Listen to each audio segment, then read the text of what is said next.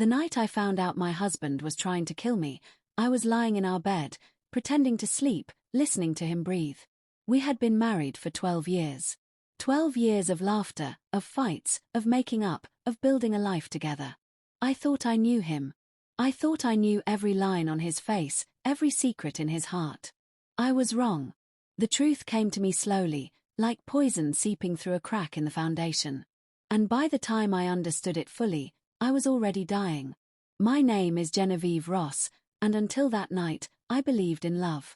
I believed that the man I married would protect me, cherish me, stand by me through sickness and health. I met Daniel when I was 23, fresh out of grad school, full of dreams and debt. He was older, successful, charming. He swept me off my feet. Within a year, we were married. Within 2, we had bought the house on Maple Street, a beautiful old Victorian with a wraparound porch and a garden that bloomed with roses every summer. I thought it was our forever home. I thought our forever would last.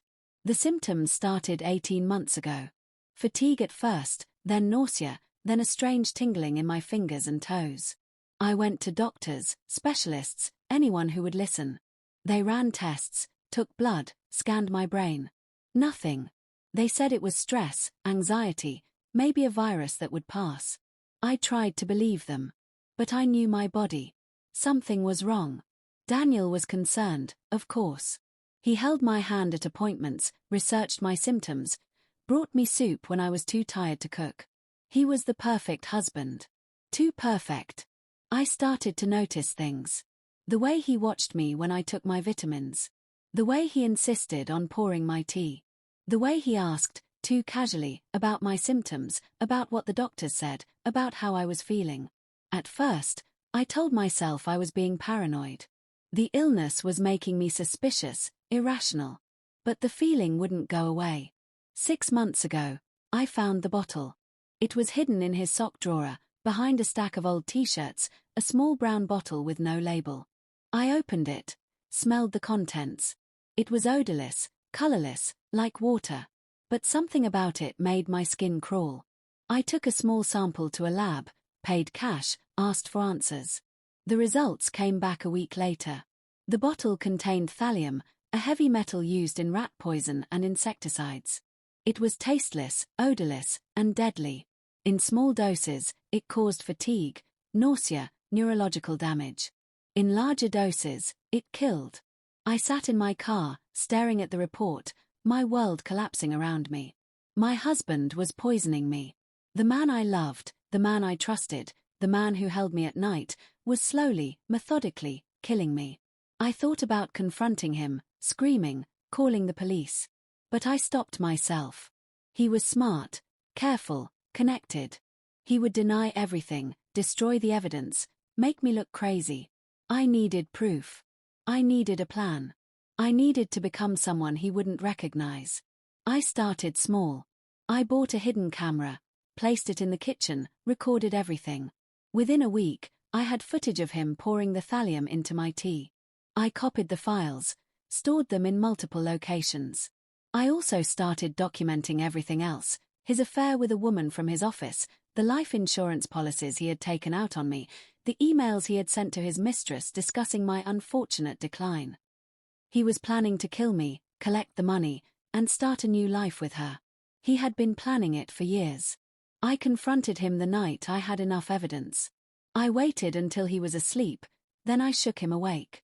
His eyes fluttered open, confused, then fearful as he saw the look on my face. "I know, Daniel," I said. "I know about the thallium. I know about the affair. I know about the insurance policies. I know everything." He stared at me, his mouth opening and closing, searching for words. "You're crazy," he whispered. "You're sick. You're imagining things." I smiled. It was the coldest smile I had ever given. "I have footage. I have lab reports. I have emails. I have everything I need to send you to prison for the rest of your life." He lunged for me. I was ready. I stepped back, pulled out my phone, and hit record. "Go ahead, Daniel," I said. "Attack me. It will only add to the evidence." He stopped, his face twisted with rage and fear. "What do you want?" he asked. Money. The house. What? I told him. I wanted a divorce, with a settlement that would leave me comfortable for the rest of my life. I wanted him to sign over the house, the cars, the investments. I wanted him to leave the state and never contact me again. And I wanted a full confession, recorded and notarized, detailing every crime he had committed against me. In return, I would not go to the police. I would not release the evidence. He would be free, but he would be watched. I would always be watching. He signed. There was no fight left in him. The divorce was finalized within months. I kept the house on Maple Street. I kept the garden, the roses, the memories. He moved to another state, married his mistress, and started a new life. I don't know what happened to him after that. I don't care. The doctors still don't know what caused my symptoms. The thallium had stopped, but the damage was done. I have good days and bad days. Some days I can walk without pain. Other days I can barely get out of bed. But I am alive. I am free. And I am no longer a victim. I still live in the house on Maple Street. I still tend the roses. I still think about Daniel sometimes, about the man I thought I knew, about the monster he turned out to be. I don't hate him. I don't love him. I just feel a quiet, empty space where he used to live. The house remembers everything. The walls, the floors, the garden. They witnessed our love, our betrayal, our destruction. And they witnessed my rebirth. I am Genevieve Ross, and I survived. That is my revenge. That is my victory. That is my story. The months after Daniel left were the hardest of my life. Not because I missed him, I didn't. But because I had to learn how to live again, how to trust again, how to be alone in a house that still echoed with his lies. The doctors continued their tests, searching for answers to the damage the thallium had caused. Some days I felt almost normal. Other days I could barely lift a cup of tea. The uncertainty was a new kind of poison, slow and insidious. But I refused to let it break me. I had survived his murder attempt. I would survive this too.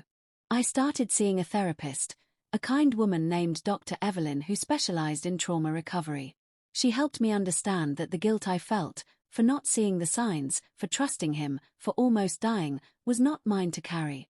You loved him, she said. That's not a crime. His betrayal is his burden, not yours. I repeated those words to myself on the hard days, the ones when the memories overwhelmed me, when I could still feel the poison in my veins. Slowly, painfully, I began to heal. The house on Maple Street became my sanctuary. I threw myself into restoring it, stripping away the layers of Daniel's presence, making it mine again. I painted the walls, refinished the floors, planted new roses in the garden. Every room held a memory, but I was determined to overwrite them with new ones. I hosted dinners for friends, started a book club, filled the house with laughter and light. The silence that had once felt oppressive now felt peaceful. A year after the divorce, I received a letter from Daniel's new wife. Her name was Vanessa, and she had found my contact information in his things. She wrote that she was leaving him, that she had discovered the truth about his past, that she was scared of what he might do to her. She asked if I would be willing to talk, to share my story, to help her build a case against him. I hesitated. I didn't want to reopen old wounds. But I couldn't turn my back on another woman in danger. We met at a cafe, two strangers bound by the same monster. Vanessa was younger than me, maybe 30, with tired eyes and trembling hands. She told me that Daniel had become distant, secretive, that she had found pills hidden in his office, that she had started feeling sick in ways she couldn't explain. She had confronted him, and he had laughed. "You're imagining things," he said. The same words he had said to me. The same cold smile. My blood ran cold. I told her everything. The thallium, the footage, the confession. I gave her the name of my lawyer, my doctor, the lab that had tested the poison. I offered to testify, to do whatever it took to protect her. She cried, thanked me, and left. 6 months later, Daniel was arrested. Vanessa had gathered enough evidence to charge him with attempted murder, not just of me, but of her as well. The trial was swift. The evidence was overwhelming. He was convicted and sentenced to 25 years in federal prison. I sat in the courtroom as the judge read the verdict, and I felt something I had not expected. Not satisfaction. Not triumph. Just a quiet, deep exhaustion. The man who had tried to kill me was finally behind bars. But the scars he left would never fully fade. After the trial, Vanessa and I stayed in touch. She moved to a new city, changed her name, started over. We weren't friends, exactly, but we were something. Survivors. Witnesses. Sisters in a war neither of us had asked to fight. She sent me a photo of her new apartment, a small place with a balcony overlooking a garden. "I'm planting roses," she wrote. "In honor of you." I cried when I read that. For the first time in years, they were tears of joy. I still live in the house on Maple Street. The roses bloom every summer, more beautiful than ever.